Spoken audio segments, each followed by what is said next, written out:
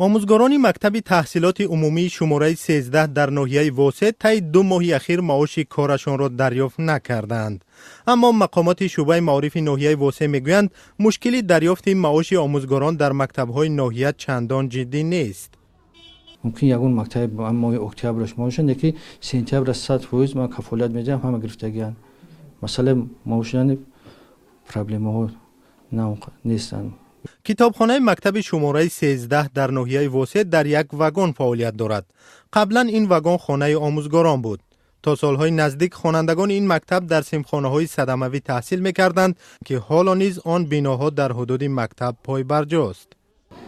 بعد سالهای 2010 همین نمایندگان حکومت آمدند گفتند که در درس خواندن ممکن نیست، در حالت صدموی قرار دارد. بنابراین یک چند مدت با یک مشکلی هم داشتیم. با تشبث همین آموزگاران ما 3 تا صنفخانه ساختیم. سال گذشته تابستان یک تا خانه معلم خانه متدی ساختیم. مقامات شعبه معارف ناحیه واسه میگویند ریاست ساختمان منطقه کلاب برای محصلین مکتب شماره 13 بنیاد 10 صنفخانه را به نقشه گرفته است. قرار است ساختمان صنفخانه ها سال آینده 2020 شروع شود.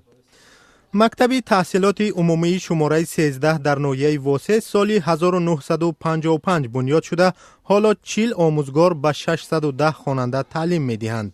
ناحیه واسه بزرگترین ناحیه در منطقه کلاب ولایت ختلان به حساب رفته 72 مکتب دارد.